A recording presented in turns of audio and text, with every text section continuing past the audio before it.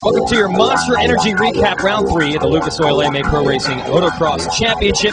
Freestone Raceway in Wortham, Texas. It's the Flag Star National. We'll go to the 250 class first. In Moto number 1, Trey Kennard out of Oklahoma. Close, he's going to get to a home race, gets the whole shot, but then he goes down on lap 1, and the crafty Frenchman, Christophe Pourcel, is there to take advantage. He takes the lead, he pulls away, wins the Moto. Ryan Dungey had to fight through from a bad start. The series points leader eventually gets to second.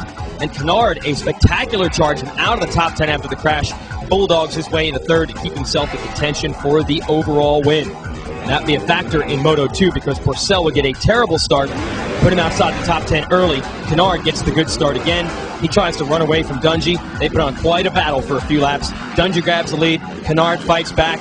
They had the fans here fired up. Eventually, though, Dungey's going to hold on. He goes 2-1 on the day and grabs the overall win. Another 3-2 for Kennard. He's getting closer every week. And as for Pourcel, he's actually going to end up second overall by fighting his way into the number 4 position, with Blake Wharton taking third in Moto 2. That's a 250 class. The red plate stays with Ryan Dungey. Let's go to the 450 class. Mike Alessi comes in here with the red background, just like his teammate Dungey. Expected, of course, to get a good start in the Moto, but not quite. Andrew Short on the Red Bull Racing Honda is going to grab the whole shot. Soon Short's battling with his teammate Ivan Tedesco, and Alessi says, I'm supposed to lead the Motos early. He bulldogs his way past both of the Honda riders on lap 1, takes the lead, checks out. See you later, Mike Alessi's going to win Moto number 1. Great action behind him, though. Short and Tedesco went back and forth. Eventually, Chad Reed was in the hunt until he fell down. Cody Cooper even had a good start. He was fighting with these guys.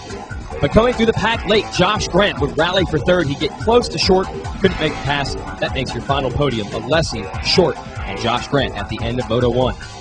So Alessi has gone 2 motos without a hole shot. That's a drought for him. So in Moto 2, of course, he goes out and grabs the start. And just like he did in Moto 1, he checks out. See you later to Mike Alessi and the rest of the field. Great action behind him. Short was in the hunt as well. Reed had to fight his way through. Also strong on this day, Ricky Dietrich, the Monster Kawasaki, brought in as the replacement rider for the injured Tim Ferry and Ryan Villapoto. Dietrich was in the top 5 for most of the race. Tommy Hahn also did a great job on his Canada Motorsport Kawasaki to represent those guys. But eventually Chad Reed would fight his way through. He'd get past Dietrich. He would eventually get past Short. And then he'd get past fellow Australian Dan Reardon, who was up front early on. That puts Reed in at the number 2 position. But there was no time to go catch Mike Alessi, who was long gone for the second straight race.